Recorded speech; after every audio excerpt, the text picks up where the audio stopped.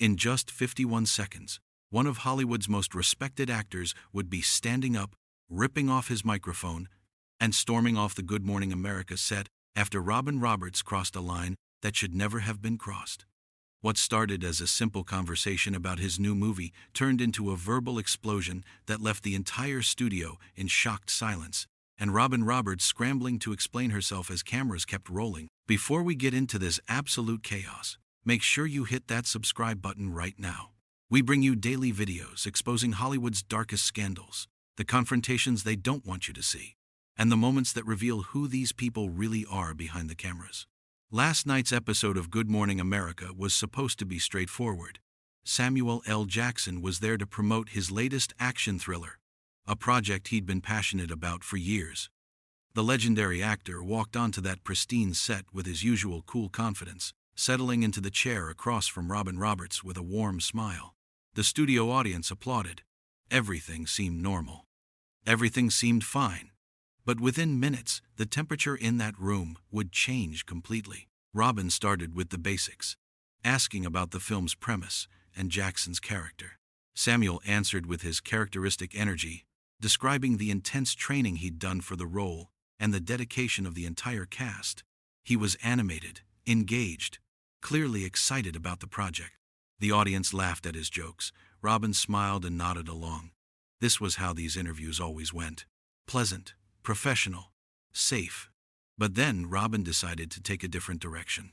"Samuel, I want to shift gears for a moment," Robin said, her tone becoming more serious. "There's been some conversation online about your recent comments regarding representation in Hollywood. Some people felt you were being divisive." Samuel's expression changed immediately. His smile faded. He leaned back in his chair slightly, studying Robin with a look that anyone who knew him would recognize as a warning sign. "Divisive?" Samuel repeated slowly. "I said that black actors deserve the same opportunities and pay as everyone else. If that's divisive to someone, that says more about them than it does about me." Robin nodded but pressed forward. "But some people, including some industry professionals, felt that your approach was too aggressive, that maybe a softer tone would be more effective in creating change." The audience had gone quiet. You could feel the shift in energy even through the television screen. Samuel sat forward now, his eyes locked on Robin, with an intensity that made everyone watching uncomfortable. "A softer tone," Samuel said, and there was an edge to his voice now. "Robin, with all due respect, we've been using soft tones for decades. We've been asking politely. We've been patient. And we're still fighting for the same damn things. So forgive me if I'm not interested in making white people more comfortable while discussing inequality." Robin's face showed a flash of something, defensiveness maybe, before she composed herself. "I'm not saying you should make anyone comfortable, Samuel. I'm saying that perhaps there are more productive ways to have these conversations." "More productive for who?" Samuel shot back immediately. "Because from where I'm sitting, being direct and honest has gotten more attention on these issues than 50 years of being polite and waiting our turn." The tension was thick now. Robin shifted in her seat, glancing briefly at her notes before looking back at Samuel. She should have backed off. Any experienced interviewer would have recognized the moment to pivot, to de-escalate, to move on to safer ground. But Robin didn't. "Samuel, I think what some people are struggling with is that your comments sometimes come across as angry, and anger, while valid, can sometimes alienate potential allies." Samuel's jaw tightened. He stared at Robin for a long moment, and you could see him processing what she'd just said, deciding how to respond. "Angry," he said quietly, which was somehow more intimidating than if he'd raised his voice. "You think I sound angry when I talk about inequality and discrimination?" "I'm not saying I think that," Robin replied, and there was a defensive note in her voice now. "I'm telling you what the perception is among some viewers and industry people, and you thought the best time to share this perception was right here, on live television, instead of actually discussing the film I came here to promote?" Samuel's voice was rising now, the famous Jackson intensity coming through. "You thought this was the moment to police me about civil rights." Robin looked flustered. "Samuel, I'm just trying to have an honest conversation about how your message is being received. No, what you're doing is trying to tell a black man how to talk about racism in a way that makes you more comfortable. Samuel said, and the audience gasped audibly. What you're doing is the same thing that's been done to every black activist, every black artist, every black person who dares to speak up loudly. You're telling me to calm down, to be nicer, to think about how I'm making other people feel. Robin's face was flushed now. That's not what I'm doing at all. I'm a black woman myself, Samuel. I understand these issues. Samuel laughed, but there was no humor in it. Oh, so because you're black, you get to police how I discuss racism? Is that how this works? You made it to the top of network television, so now you're the authority on how the rest of us should conduct ourselves. The cameras kept rolling. The crew was frozen. No one knew what to do. This had gone so far past a normal interview disagreement that everyone was in uncharted territory. Samuel, you're putting words in my mouth, Robin said. And now she sounded angry too. I never said any of that. I'm trying to have a nuanced discussion about messaging and strategy. Nuanced, Samuel repeated, shaking his head. You know what's not nuanced? The fact that I've been in this industry for decades and I've watched talented black actors get passed over again and again. The fact that we still have to fight to be paid the same as our white counterparts. The fact that we get asked to audition 5 times while white actors get offers based on a phone call. That's not nuanced. That's just racism. And I'm supposed to discuss it in a way that doesn't make anyone uncomfortable? Robin leaned forward, her voice sharp now. I never said don't make people uncomfortable, but there's a difference between being powerful and being alienating. And right now, Samuel, you're being alienating. The studio went dead silent. It was the worst thing Robin could have said, and everyone knew it the moment the words left her mouth. Samuel's face went completely still. He looked at Robin like he was seeing her clearly for the first time, and what he saw disappointed him deeply. I'm being alienating, Samuel said slowly, and his voice was cold now. Let me tell you what's alienating, Robin. What's alienating is coming on a morning show to talk about a project I care about and being ambushed with criticism about how I advocate for my community. What's alienating is being told by another black person on live television that I need to tone it down so I don't scare white people. What's alienating is this entire conversation. Robin tried to interrupt. Samuel, I never said anything about white people. You didn't have to. Samuel's voice boomed now, filling the studio. That's what this is about. You're worried about ratings. You're worried about making your mostly white audience uncomfortable. You're worried that my anger might cost you viewers. And instead of having the courage to own that, you're trying to dress it up as concern about my messaging strategy. That is completely unfair, Robin said, and her voice was shaking now, whether from anger or something else. You're twisting my words. You're making me the villain here when all I did was ask you about public perception. Samuel stood up.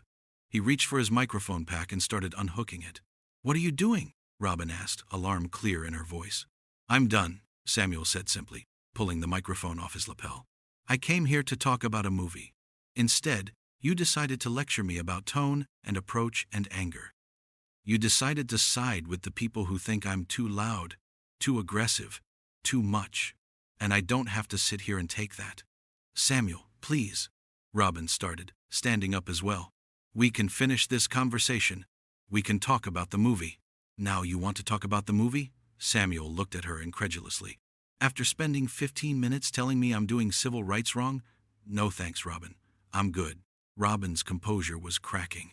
You're being incredibly unfair right now. I was trying to give you feedback that could help your cause. My cause? Samuel's voice was dangerous now. My cause? Fighting for equality is my cause? Robin, this isn't a hobby. This isn't a PR campaign. This is my life. This is my community. And I don't need feedback from someone who's clearly more concerned about not rocking the boat than actually standing for something. The personal attack landed hard. Robin's face showed hurt and anger. That's completely out of line. I've stood up for plenty of things in my career. I've faced my own discrimination. You don't get to question my integrity. Then don't question mine, Samuel fired back. Don't invite me on your show and then spend the whole time trying to make me feel like I'm doing activism wrong. Don't act like you're helping when what you're really doing is protecting a system that benefits you. Protecting a system? Robin's voice was rising now too. I've broken down barriers. I've opened doors for other black journalists. How dare you suggest that I'm protecting anything? And yet here you are, Samuel said, gesturing around the studio, on one of the biggest morning shows in America, telling me to be quieter about racism so I don't alienate people. You don't see the irony in that? Robin opened her mouth, closed it, then opened it again. I never told you to be quieter. I suggested that there might be more effective approaches. Based on what? Samuel demanded. Based on your success. Based on the fact that you made it by playing the game. Maybe I don't want to play the game, Robin. Maybe I don't want to smile and nod and make everyone comfortable while people who look like me get screwed over. Maybe I actually want to change things instead of just managing them. That is so condescending, Robin said, and tears were forming in her eyes now, though whether from anger or hurt was unclear. You're acting like I've sold out, like I've compromised my values. I haven't. I've just learned how to work within the system to create change. And I respect that, Samuel said, and his voice softened slightly. I do, but don't ask me to do the same thing. Don't invite me here and then try to reshape me into something more palatable. I am who I am. I say what I say, and if that's too much for your audience, then maybe I shouldn't be here. Maybe you shouldn't be, Robin said, and the words came out before she could stop them. The moment they did, she looked like she wanted to take them back, but it was too late. Samuel stared at her. Excuse me? Robin's face was a mix of emotions, pride and regret fighting for control. I didn't mean that. I'm sorry. But Samuel, you're being incredibly hostile right now. I'm being hostile? Samuel's voice was quiet again, which was worse. I'm being hostile because I won't let you lecture me on how to fight for my people? I'm being hostile because I called you out for prioritizing comfort over courage? You're being hostile because you won't even consider that maybe, just maybe, I have a point, Robin said, and the frustration was clear in her voice now. You won't even entertain the possibility that your approach could be refined. Refined, Samuel repeated. He set his microphone down on the chair. You know what, Robin? I've heard enough. This conversation is over. Samuel, wait. Robin reached out as if to stop him, but he was already moving toward the edge of the set. I'm good, Samuel said without turning around. Enjoy your show. Enjoy your comfortable audience. Enjoy not making anyone too upset. That's not fair, Robin called after him, and now the cameras were following Samuel as he walked off the set. Samuel, come back and finish this conversation like an adult. That stopped him. Samuel turned around slowly, and the look on his face made Robin take a step back. Like an adult? His voice was steel. I am finishing this conversation like an adult. I'm walking away from someone who invited me here under false pretenses. I'm walking away from someone who pretends to care about these issues but really just wants everyone to play nice. I'm walking away from someone who would rather criticize me than stand with me. I do stand with you, Robin shouted, and now her professional composure was completely gone. I've always stood with you, but you're so wrapped up in your own righteousness that you can't see when someone is trying to help you. Help me? Samuel laughed bitterly. Robin, you're not trying to help me. You're trying to manage me. You're trying to make me easier to digest for an audience that doesn't want to feel uncomfortable about racism. And I'm not interested in being managed. Robin's face crumpled slightly, a mix of anger and something that looked like genuine pain. You think you're the only one who's fighting? You think you're the only one who's sacrificed? I've dealt with discrimination too, Samuel. I've faced obstacles too, and I did it without alienating everyone around me. Good for you, Samuel said flatly. Congratulations on your strategy. It got you here, to this fancy studio, with this big platform. And what are you doing with it? You're using it to tell other black people to be quieter. You're using it to police how we discuss our own oppression. That's what you're doing with all that success you're so proud of. Get out, Robin said suddenly, and her voice was shaking. Just get out. Samuel looked at her for a long moment. I'm already gone. No, I mean it, Robin said, and she was pointing toward the exit now. Get off my set. Get out of this studio. If you're going to stand here and insult me, insult my career, insult everything I've worked for, then you can leave. Gladly, Samuel said. He looked at the camera briefly, then back at Robin. You know what the saddest part of this is?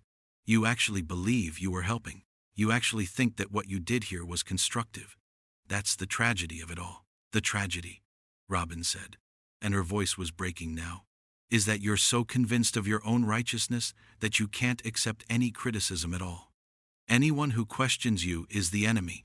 Anyone who suggests a different approach is a sellout. That's not activism, Samuel. That's ego. And there it is, Samuel said quietly. When you can't defend your position, you attack the person. You make it about ego instead of about what we were actually discussing. Classic deflection. It's not deflection when it's true, Robin shot back. You came in here with an agenda. You were looking for a fight. I came in here to talk about a movie, Samuel said, his voice tired now. You're the one who decided to make it about something else. You're the one who brought up my comments about representation. You're the one who started this whole conversation. And now you're mad because I didn't just sit here and take it? Robin was crying now, angry tears streaming down her face. I brought it up because it matters, because people are talking about it, because I thought you'd want the opportunity to address it. Or maybe, Samuel said gently, which was somehow worse than the anger, you brought it up because your producers told you it would make good television. Maybe you brought it up because controversy gets ratings. Maybe you brought it up because you knew it would create a moment. Robin's face went white. That's not true, isn't it? Samuel asked. Because, from where I'm standing, this whole thing feels orchestrated. The serious tone shift, the loaded questions, the pushing when I tried to redirect. This feels like a setup, Robin. And maybe you convinced yourself it was for a good reason, but it was still a setup. I would never, Robin started, but Samuel cut her off. It doesn't matter now, he said. What's done is done. I'm leaving. You got your moment. You got your viral clip. Congratulations. He turned and started walking toward the exit again. This time, Robin didn't call after him. She stood there, tears on her face, watching him go. The studio audience was completely silent. The crew members looked at each other uncertainly, not sure if they should keep filming or cut away. Samuel reached the edge of the set and paused for just a moment. Without turning around, he said, For what it's worth, Robin, I used to respect you. I used to think you were one of the good ones. I'm sorry to find out I was wrong. Then, he was gone, disappearing through the studio doors and leaving Robin Roberts standing alone on the Good Morning America set, tears streaming down her face, while the cameras kept rolling and the entire country watched her world fall apart in real time.